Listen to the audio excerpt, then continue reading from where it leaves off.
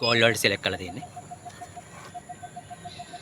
Machine එක මේ වගේ රොටේට් වෙන්න හරිනවා.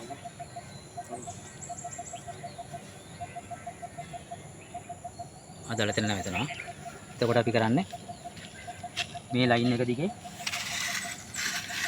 ඉරක් ඇඳ ගන්නවා. ඒ ඩිරෙක්ෂන් එකට. ඊට පස්සේ අපි වෙන තැනකට එනවා.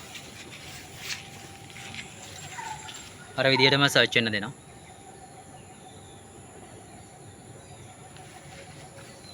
තප්පර 30ක් වගේ කාලයක් තුළ මේක නවතිනවා.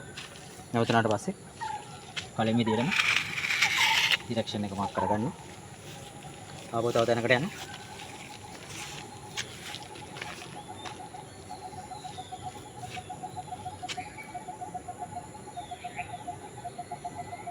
ඒකෙදිත් නවතුනවා.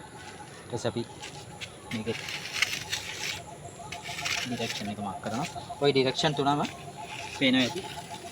එකම තැනකට මේ වගේ හැරෙනවා. මේ තුනම එක තැනක ඡේදනය වෙනවා. මේ හරියේ ආසන්නව තමයි ඡේදනය වෙන්නේ. ඊට පස්සේ අපි කරන්නේ හරියම ප්ලේස් එක ඕකේද කියලා බලන්න. මේ පැත්තට කොයි හරි තැනක ඉඳන් යනවා. ඒකත් තුන් පාරක් විතර ගිහිල්ලා හරියටම කන්ෆර්ම් කරගන්න ඕනේ. ඔන්නෝම යනකොට මෙයා එකපාරම අනිත් පැත්තට හැරෙනවා. ඒ කියන්නේ පහු වෙලා. ඔය වගේ දැන් තුන් පාරක් විතර ගිහිල්ලා අදාළ මේ ඇන්ටනා එක ෂෝට් කරගෙන අදාළ තැනට යනවා. අදාළ තැනට එනකොට සද්දෙත් එක රොටේට් වෙන්න ඕනේ. ඔන්නම රොටේට් වෙනවා. කොහොමම පාත්‍ර යනකොට මේක රොටේෂන් වෙන ස්පීඩ් එක වැඩි වෙනවා සද්දෙත් එක. කන්ෆර්ම් කරගන්න පුළුවන්. ඊට පස්සේ ගැඹුර හොයාගන්න.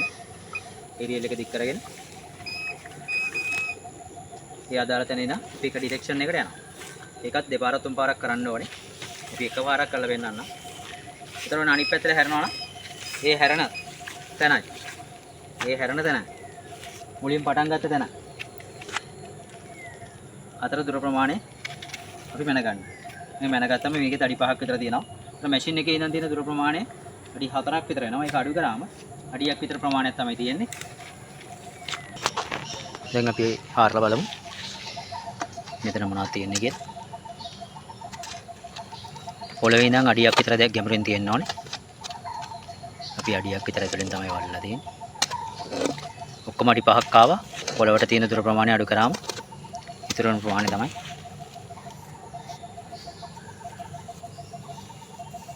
ගන්න ඕනේ.